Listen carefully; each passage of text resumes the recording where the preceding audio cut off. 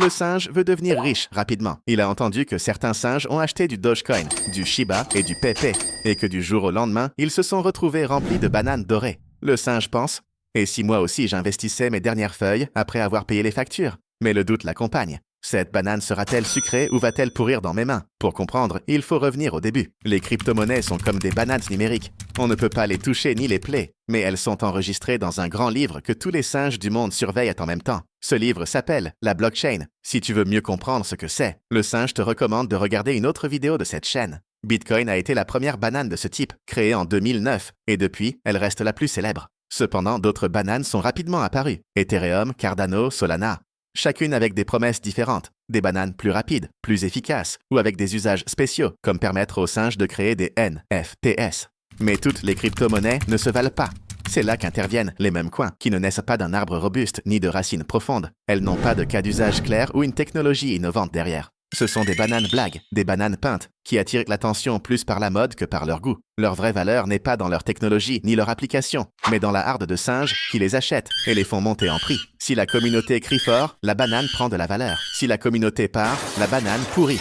Le Dogecoin en a été l'exemple parfait. Il est né comme une blague en 2013 avec la tête d'un chien. Personne ne l'a pris au sérieux, pas même ses créateurs. Deux ingénieurs logiciels, Billy Marcus et Jackson Palmer, se sont rencontrés et ont décidé de créer une crypto-monnaie plus comique, intéressante et facile à utiliser. Billy a vendu toute sa position de Dogecoin en 2015 pour 10 000 $ afin de s'acheter une Honda Civic. Et ces mêmes pièces, à ce jour, vaudraient plus de 27 millions de dollars. Aujourd'hui, cela semble très évident, mais avant, ça ne l'était pas. La réalité est que les mémécoins sont des montagnes russes.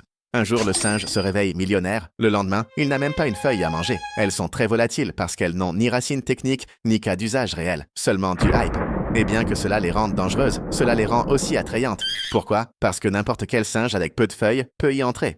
Le coût est faible, la communauté est grande, et la possibilité de multiplier les bananes rapidement s'avère tentante. Mais tout n'est pas que rire. Il y a aussi des inconvénients évidents. Le prix d'une mémécoin peut s'effondrer en quelques heures. Beaucoup n'ont aucune utilité au-delà du même, et pire encore, les arnaques abondent. Il y a des singes tricheurs qui créent une monnaie, attendent que la jungle l'achète puis disparaissent avec toutes les feuilles. Cela s'appelle un rug pull, et cela a laissé plus d'un singe en pleurs, sans banane.